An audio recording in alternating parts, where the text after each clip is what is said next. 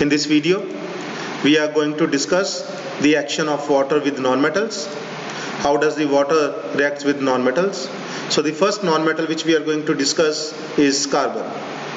So now we are going to study how does carbon reacts with water, or what is the action of water with carbon. When water is heated, it changes into steam, and this water, when changed into steam, and the temperature of the steam is about 170 degrees Celsius,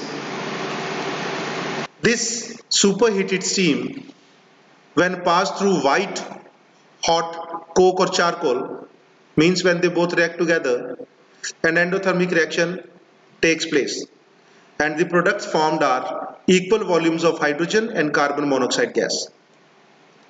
Looking to the equation, when white hot carbon reacts with steam at 170 degrees Celsius, they both reacts and they forms a product, means equal volumes of carbon dioxide and hydrogen gas is formed. The combination of these two gases is known as water gas. So the final answer is the carbon, which is white hot, reacts with superheated steam at 170 degrees Celsius to form water gas. And remember, water gas is the combination of equal volumes of carbon monoxide and hydrogen gas. The second reaction which we are going to study in the chemical properties of water with nonmetals is action with chlorine. When chlorine gas is passed through water in dark, it dissolves in water and forms greenish yellow solution.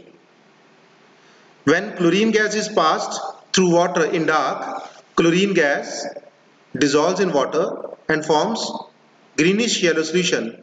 This water is now known as chlorine water. This chlorine water is, when exposed to diffuse sunlight, it forms a mixture of hydrochloric acid and hypochlorous acid. The only thing to understand here is we have kept chlorine water in the diffuse sunlight, and by placing the chlorine water in diffuse sunlight, hydrochloric acid and hypochlorous acids are formed as the products.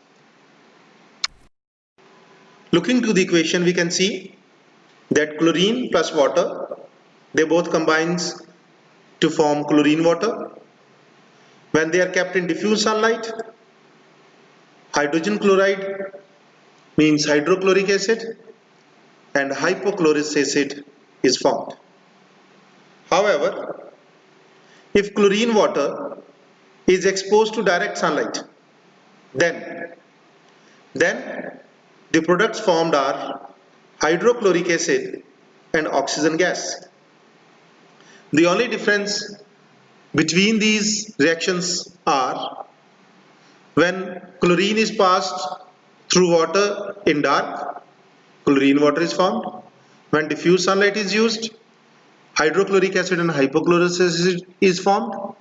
And when the reaction is exposed to direct sunlight, then hydrochloric acid and oxygen gas is produced.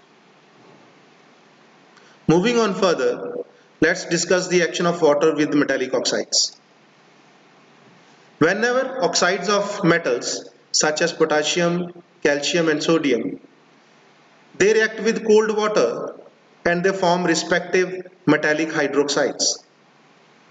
Let's understand with the help of equations. When sodium oxide reacts with cold water, it forms sodium hydroxide. When potassium oxide reacts with cold water, it forms potassium hydroxide. When calcium oxide reacts with cold water, it forms calcium hydroxide. Moving on further, let's see what is the action of water with non-metallic oxides.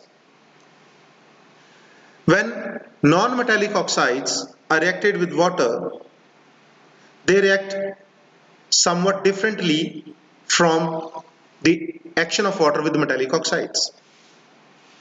Here, when non-metallic oxide such as copper dioxide dissolves in cold water, it dissolves to form an acid known as sulfurous acid.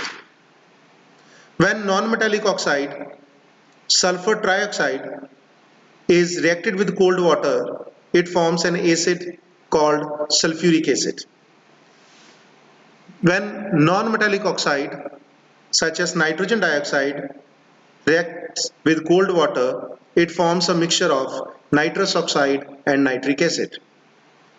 When another non-metallic oxide known as phosphorus pentoxide reacts with cold water, it forms phosphoric acid. When carbon dioxide dissolves in cold water, means when it reacts with cold water, it again forms an acid known as carbonic acid. Here we can understand that whenever water reacts with non-metallic oxides, the non-metallic oxides dissolves in cold water and they forms respective acids.